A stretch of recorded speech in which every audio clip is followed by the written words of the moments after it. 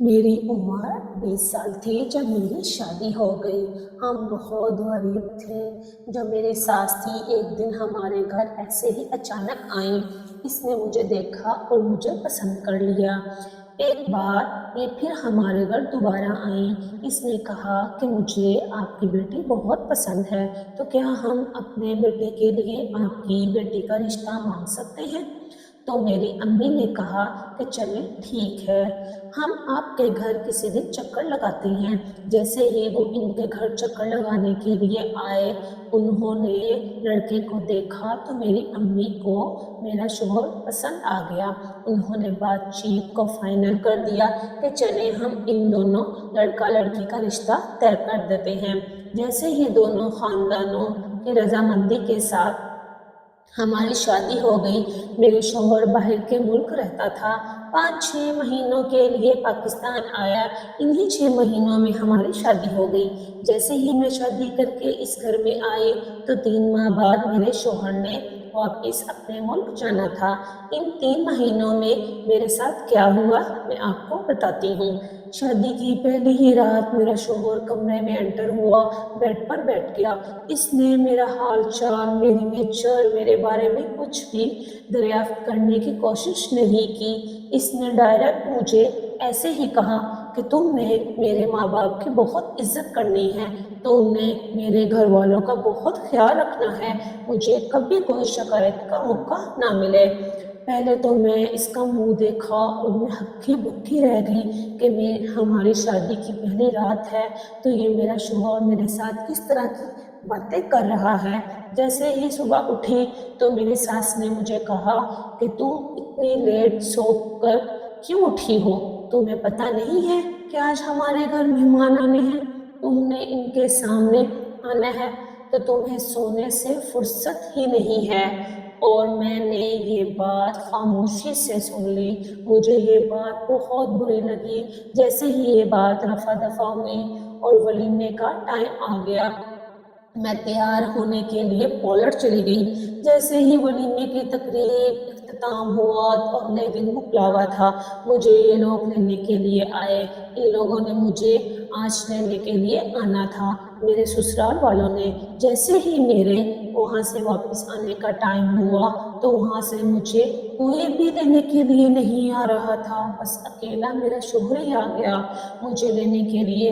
مجھے بہت دکھ ہوا، میرے ماں باپ کو بہت دکھ ہوا کہ آج تو مکلاوا ہے، مکلاوے والے دن تو گھر والے سب لینے کے لیے آتے ہیں، لیکن کوئی بھی نہیں آیا میری بیٹی کو لینے کے لیے۔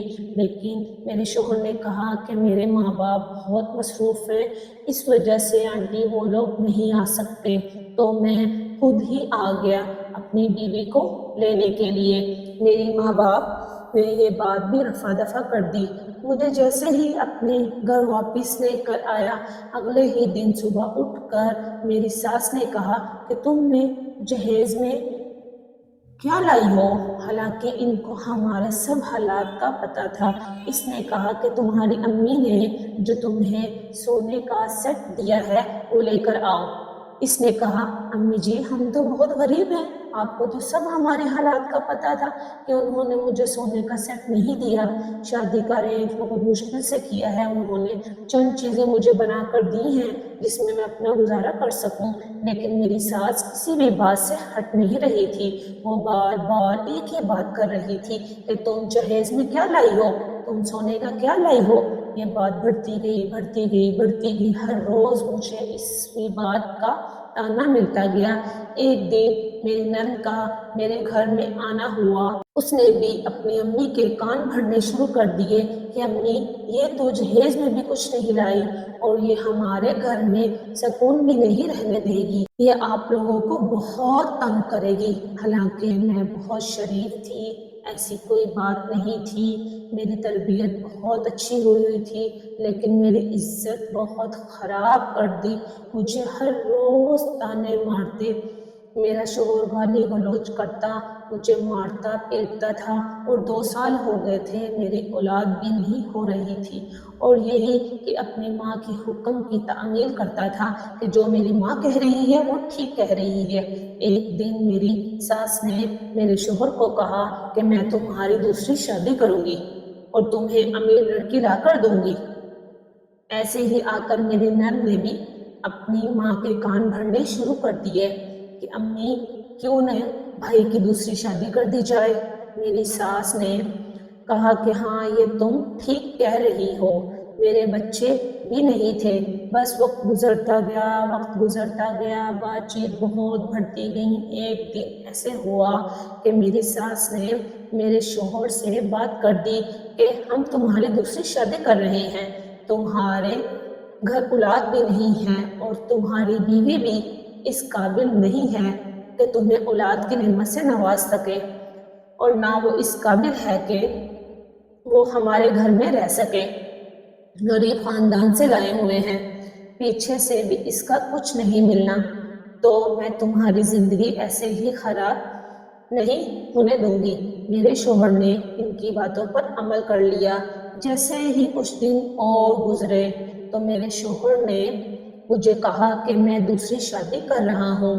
میری ماں نے کہا کہ تمہارے گھر اولاد نہیں ہو رہی تو اسی لیے میں تمہاری دوسری شادی کر رہی ہوں۔ میں بہت روئی، گڑ گڑائی، میرے تو پیروں کے نیچے سے زمین نکل گئی کہ یہ آپ کیا کہہ رہی ہیں، میں تو آپ کے لیے بیاہ کر رہی، اولاد تو ہونا نہ ہونا تو اللہ تعالیٰ کے ہاتھ میں ہے، اس میں ایک عورت کا کیا قصور ہے، ہاں دوسری شادی کیسے کر سکتے ہیں، میرے ماں باپ کو اس کا کیا جواب دیں گے، میں اپنے ماں باپ کے لیے بوجھ نہیں بن سکتی، ہم بہت غریب ہیں، میرے ماں باپ بہت غریب ہیں، ان کے اوپر میری بہنوں اور بھائیوں کا بوجھ ہے جو میرا بوجھ برداشت نہیں کر سکیں گے۔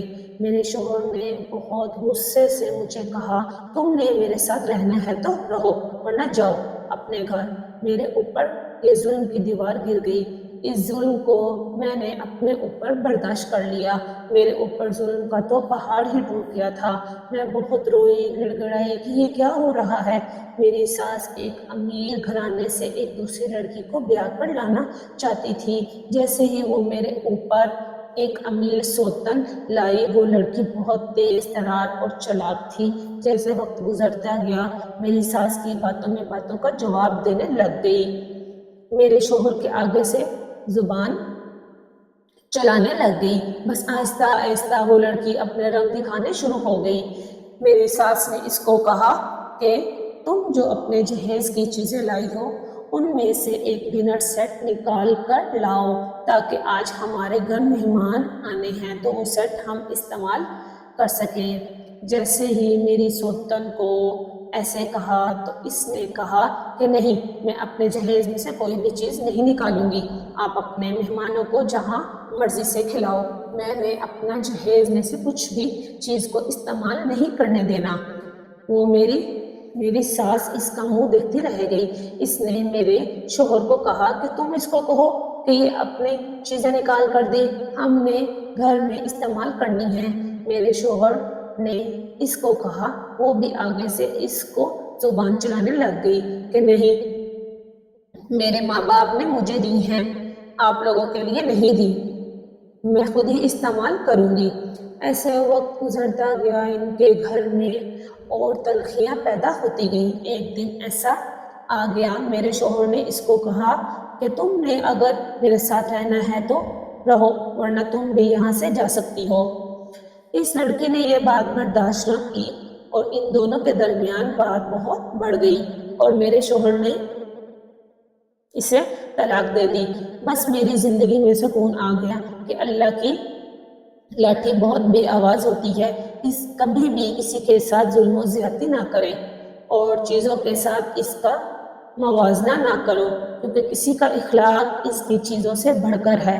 چیزیں تو بے معنی ہوتی ہیں، ان کی تو کوئی قدر و قیمت نہیں ہوتی، انسان کی قدر و قیمت ہے جو ایک عزت کرنے والا انسان ہوتا ہے، اسی کو آگے سے عزت بھی ملتی ہے۔